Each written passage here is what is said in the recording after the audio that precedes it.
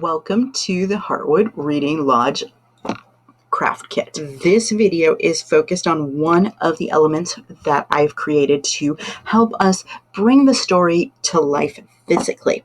And this is going to be the party scene in spring. So we're going to get started. I've already cut my pieces out, so I do not need my scissors. All I'm going to need is my glue stick. And I found the best way to cut this out, like this one, is to fold on that long line that's on the page. There's a long line, and that will help you fold this so that way you can cut it out at two at one time and they will match. So that is why that fold line is, or that line is there with the fold, so you can fold those two together. And this one's pretty straightforward and easy. I didn't need to do any fancy folding here, but this one I also found easier to fold it at. Cut one side, fold it, and then cut it out, or fold it in half and then cut it out. So this one's a little bit trickier, but you want to do your best to match them up. And then we have our little envelope.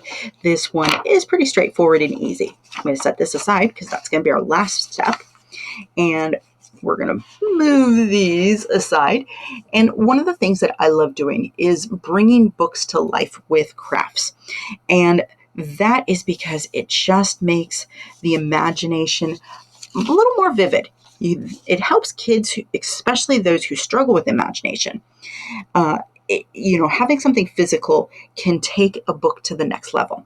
Now we're going to take these two and we're going to sandwich them together first. Go all the way around. Don't forget that little birdie beak, because that is going to probably hang out there a little bit. And it might split. Now, I am going to start off with the leaf, match that up as best as I can. Because this is a pretty wet glue, I can slide that around and try again a couple of times. If you're using like a Target or a Walmart brand glue, they're not as wet, they don't slide as well. I'm going to match this corner up and this one, and we should have it pretty good. Yep. When I cut it out, I did leave this white space here because it's a little flimsy, and I didn't think about that very well. Okay, not bad. I have a little bit of white here. I could trim that later if I want, but it's not really significant, so I'm not really worried about it. Now we're going to take this one, and you'll see this little wood grain. That's going to cover this part here. So we're going to fold on that line, making sure that you get that white part on that other side. And open that up. Put our glue all the way around. Now, all of this eye-hand coordination with cutting and gluing, this helps actually with the eye movement in reading. Now, I could trim again. There's a little edge there. So we're going to stick this right here. But before we do that, well, first we're going to fold it so that it has that hinge so it moves. I'm going to fold it the other direction as well. Since it's two pieces of paper, we want flexibility. But before I do that, I have this space, which this one's going to go right there. So we're going to flip this over, add our glue. All of this helps with the eye tracking movement for kiddos when they are practicing their reading skills, or just reading, period. They don't have to be practicing for this to be useful. Because this actually is practice for the eye tracking. The nice little trick is this helps with, how you read the same line sometimes over and over, and you're like, but I just read that line. That is an eye tracking skill. Now I have a little room here. Let me see. No, I think I'm pretty good here, so I just could trim that. So again, folding on this edge both ways. So doing handicrafts where we're cutting and we're folding, those train the eye to track better. Now you see that there's a little, this side's white and this side's peach. That shows you which side you're going to go on. And we're going to put our glue, and I'm running low on glue. Oh. Okay. There we go.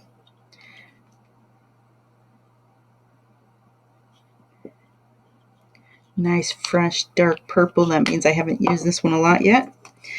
There we go. That on. Now I can add this one.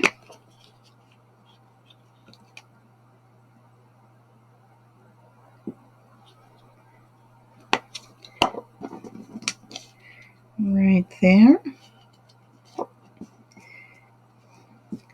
And then this we fold right here and fold here. And I'm going to make sure I adjust that there. And then because we have a little cute hedgehog headed that way, we fold that one right here. And then the party is all closed up. But who do we see hanging out over there? Oops. There we go. We see a little hint of a tail. I'm going to add some more glue to that since it got stuck the other direction. Okay. There we go. Now we can fold this out and we have a party. There it is, like that. And our hidden friends.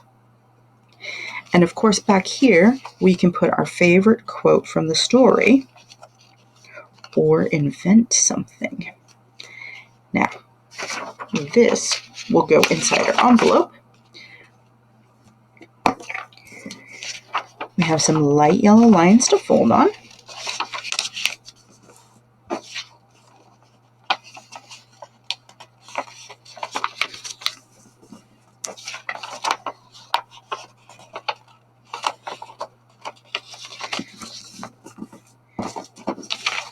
And we can invite somebody with this to a Heartwood Reading Lodge tea party and put our invitation back here. If we don't want to use this as a story-inspired quote pop-up. Now, we have right here, this is where we're going to glue that.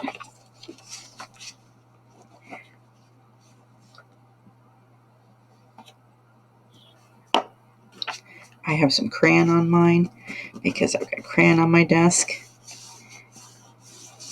There we go. And we don't have to seal it. We can tuck it in. But before I do that, I want to grab this, slide it in.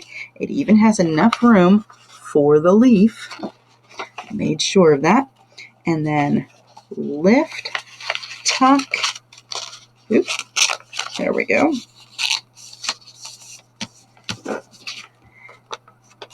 And then, of course, you can put the name of the person you're inviting to your Heartwood Reading Lodge tea party. Now, of course, this comes in my kit for the Heartwood Hotel Reading Lodge. And I have actually some recipe ideas for you to play with and a ton of amazing stuff. There is 40 plus pages of journaling, of creative writing, questions, tons of craft projects. There will be more videos to come with this and the Oak Tree Times newspaper, which shows you all about how newspapers are designed and gives you the template that you can write your own. And I recommend handwriting it. Now, of course, you can head over to my website and grab that while you're planning your fall reading, or maybe it's your winter reading or your spring reading.